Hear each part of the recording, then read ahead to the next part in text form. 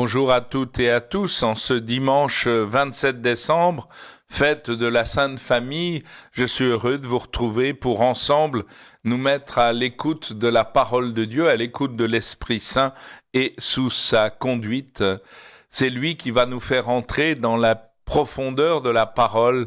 Ô Seigneur, envoie ton Esprit, qu'il illumine nos cœurs, l'intelligence de nos cœurs, pour que nous puissions pénétrer la profondeur de la parole et surtout pour que nous continuions à fêter Noël, c'est-à-dire que le Verbe, la parole, s'incarne en nous, prenne vie en nous, nous transfigure en lui.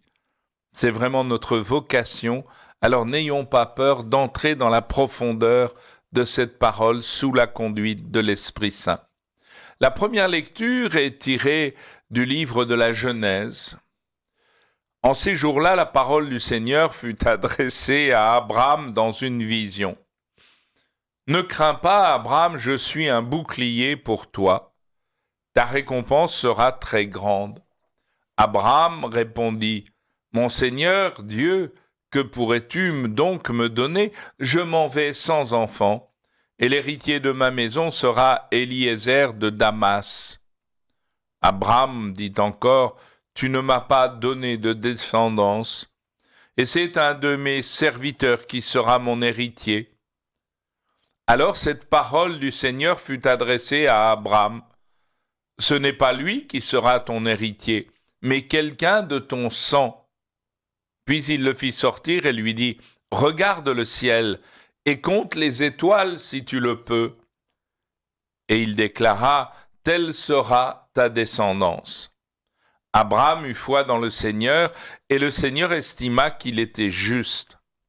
Le Seigneur visita Sarah comme il l'avait annoncé. Il agit pour elle comme il l'avait dit. Elle devint enceinte et elle enfanta un fils pour Abraham dans sa vieillesse, à la date que Dieu avait fixée. Et Abraham donna à son fils un nom que Sarah lui avait, donna un nom au fils que Sarah lui avait enfanté. Il l'appela Isaac. Dans cette première lecture, on voit que Dieu annonce à Abraham, qui vient de loin, il lui dit « Je suis un bouclier pour toi ». Et à partir de là, Abraham lui dit « Oui, c'est bien toutes ces paroles, mais moi je meurs sans héritier. Et c'est quelqu'un d'extérieur venant de Damas qui va hériter à ma place. » Et Dieu lui dit « Non, non, pas du tout. C'est quelqu'un de ton sang qui héritera de toi. » Et Dieu le fait sortir de sa tente et il lui montre les étoiles dans le ciel. Et il lui dit, tu vois les étoiles, tu peux les compter. Eh bien, ta descendance sera encore plus nombreuse que les étoiles du ciel. Et on nous dit qu'Abraham eut foi dans le Seigneur.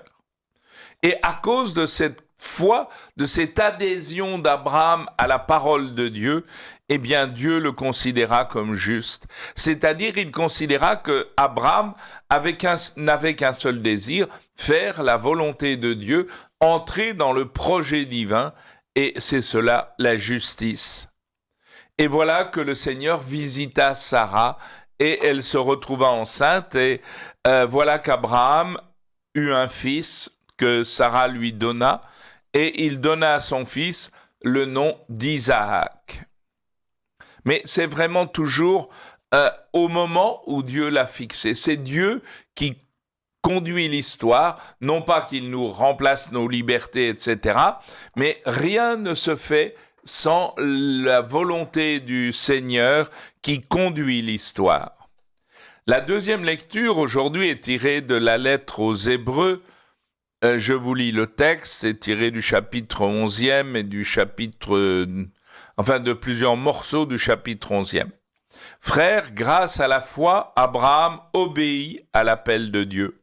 Il partit vers un pays qu'il devait recevoir en héritage, et il partit sans savoir où il allait. Alors c'est ça qui est très beau, c'est que Dieu a dit à Abraham, quitte ton pays, ta parenté, la maison de tes pères. Ça aucun problème pour un nomade. Mais par contre, Dieu lui dit, va là où moi je te conduirai. Se laisser conduire par quelqu'un d'autre, voilà ce qui était quelque chose de difficile pour un nomade et d'ailleurs pour nous aussi, se laisser conduire par Dieu sur le chemin qui nous conduira à la plénitude de la vie. Et cette lecture va être ponctuée par cette expression « grâce à la foi Abraham, grâce à la foi Sarah ». Voilà, c'est vraiment par leur foi, leur adhésion, leur obéissance à l'appel de Dieu que Dieu va réaliser son œuvre et que Sarah va pouvoir enfanter un fils, le fils de la promesse. D'un seul homme, marqué par la mort, a pu naître une descendance aussi nombreuse que les étoiles du ciel et que le sable aux bords de la mer. Une multitude innombrable. Grâce à la foi, quand il fut soumis à l'épreuve, Abraham offrit Isaac en sacrifice. Et il offrait le fils unique alors qu'il avait reçu les promesses et entendu cette parole. C'est par Isaac qu'une descendance portera ton nom. Il pensait en effet que Dieu est capable même de ressusciter les morts. C'est pourquoi son fils lui fut rendu. Il y avait là une préfiguration bien sûr du sacrifice du Christ sur la croix. Car lorsque Abraham obéit à Dieu et part pour sacrifier son fils, on nous dit même que l'enfant portait le bois et Abraham portait le feu et le couteau pour le sacrifice. Et Isaac va dire à son père, « Père, tu portes le couteau et le feu, moi je porte le bois, mais où est l'agneau pour le sacrifice ?» Et Abraham répondra à son fils, « Dieu pourvoira mon fils bien-aimé. » Alors, soyons dans la certitude que si nous obéissons à l'appel de Dieu, alors Dieu réalisera son projet d'amour et il nous conduira vers la plénitude de la vie, comme il a conduit Abraham et Sarah et Isaac et tous nos pères dans la foi. J'en viens maintenant à l'évangile tiré de Saint Luc au chapitre 2, les versets 22 à 40. Je vous les lis. Quand fut accompli le temps prescrit par la loi de Moïse pour la purification, les parents de Jésus l'amenèrent à Jérusalem pour le présenter au Seigneur selon ce qui est écrit dans la loi. Tout premier-né de sexe masculin sera consacré au Seigneur. Il venait aussi offrir le sacrifice prescrit par la loi du Seigneur, un couple de tourterelles ou 2 petites colombes. Or, il y avait à Jérusalem un homme appelé Siméon. C'était un homme juste et religieux qui attendait la consolation d'Israël, et l'Esprit Saint était sur lui. Il avait reçu de l'Esprit Saint l'annonce qu'il ne verrait pas la mort avant d'avoir vu le Christ, le Messie du Seigneur.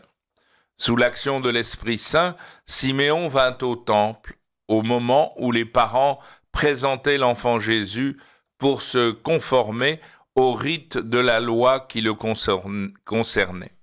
Siméon reçut l'enfant dans ses bras et il bénit Dieu en disant « Maintenant, ô Maître souverain, tu peux laisser ton serviteur s'en aller en paix selon ta parole, car mes yeux ont vu le salut que tu préparais à la face des peuples, lumière qui se révèle aux nations et gloire de ton peuple Israël. » Le père et la mère de l'enfant s'étonnaient de ce qui était dit de lui.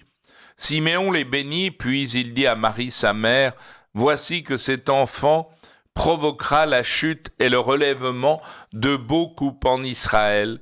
Il sera un signe de contradiction, et toi, ton âme sera traversée d'un glaive.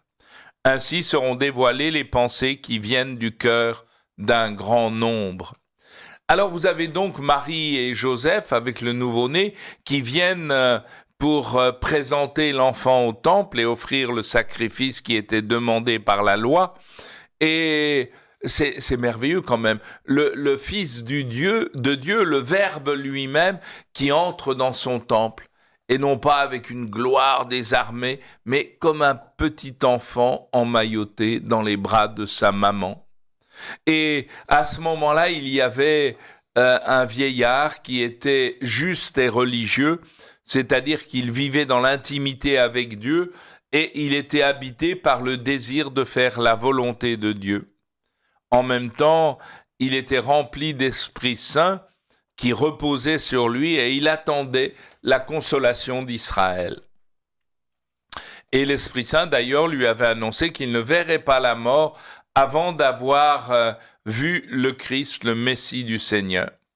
Et sous l'action de l'Esprit Saint, il monte au temple ce matin-là et il y monte au moment même où Marie, Joseph arrivent avec le nouveau-né dans les bras de sa mère. Et à ce moment-là, Marie va donner l'enfant au vieillard Siméon. Et c'est en portant l'enfant dans ses bras, en le serrant sur son cœur, que Siméon peut dire et bénir Dieu en disant « Maintenant, ô Maître souverain, tu peux laisser ton serviteur s'en aller en paix selon ta parole, car mes yeux ont vu le salut que tu préparais à la face des peuples. Lumière qui se révèle aux nations et donne gloire à ton peuple Israël. » Et là, tous les soirs, les prêtres, les religieux chantent ou récitent le Nunc Dimittis, le Maintenant au Maître souverain. Et je me souviens un jour un moine qui me disait, mais quand vous récitez ou chantez cette prière, prenez l'enfant dans vos bras. Marie vous le présente, prenez-le, serrez-le dans vos bras, et alors vous pourrez dire le cantique de Siméon. Parce que vous le direz avec le Verbe de Dieu, avec l'enfant Dieu serré sur votre cœur. Et votre cœur pourra lui aussi battre au rythme du cœur de l'enfant Dieu. Et le vieillard Siméon, il sent qu'il peut s'en aller car ses yeux ont vu le salut. Et voilà qu'il se réjouit devant l'enfant qu'il porte dans ses bras et sur son cœur. Puis Siméon va bénir les parents et il va dire à sa mère cette parole terrible. Cet enfant provoquera la chute et le relèvement de beaucoup en Israël. Il sera signe de contradiction et surtout, et toi, ton âme sera traversée d'un glaive. Et ainsi seront dévoilées les pensées qui viennent du cœur d'un grand nombre. Et là, vraiment, on sent l'annonce de la souffrance que la mère de Jésus portera en accompagnant son fils jusqu'au pied de la croix et jusqu'au matin de Pâques et jusqu'à son entrée dans la plénitude de la vie avec son corps et son âme. Et là, vraiment, c'est mystérieux, ce petit bébé qui entre dans son temple et en même temps l'annonce que le cœur de Marie sera transpercé d'un glaive et qu'elle portera la souffrance, elle communiera à la souffrance de la passion et de la mort de son fils. Elle va communier au mystère pascal d'une manière unique et étonnante. Et en même temps, elle nous sera donnée comme une maman du ciel pour nous conduire nos premiers pas dans cette vie divine. Et puis il y avait également dans le temple, je m'excuse d'être un peu long, mais il y avait une vieille femme, une prophétesse, Anne, de la tribu de Phanuel, de la tribu d'Azer, fille de Phanuel, et elle avait 84 ans, 7 fois 12. Ça veut dire quoi? Ça veut dire qu'elle avait connu la plénitude de la vie humaine. On nous dit qu'elle avait vécu 7 ans dans le mariage. Elle a connu la plénitude du bonheur humain et conjugal. Et arrivée à cette plénitude, eh bien, elle a compris maintenant que sa vie n'avait plus qu'un sens, c'est de demeurer dans la louange, dans le jeûne et la prière. Et devant l'enfant, elle proclame les merveilles de Dieu et elle annonce, en parlant de l'enfant, la délivrance de Jérusalem. Alors, demandons à ces deux personnes âgées, à ces deux vieillards, de nous donner de vivre comme eux, remplis de l'Esprit Saint, habités par ce désir de faire la volonté de Dieu et puis de proclamer toutes ces merveilles. Et n'ayez pas peur, prenez l'enfant Dieu dans vos bras, il vous montrera le chemin de la vie avec l'Esprit Saint, bien sûr.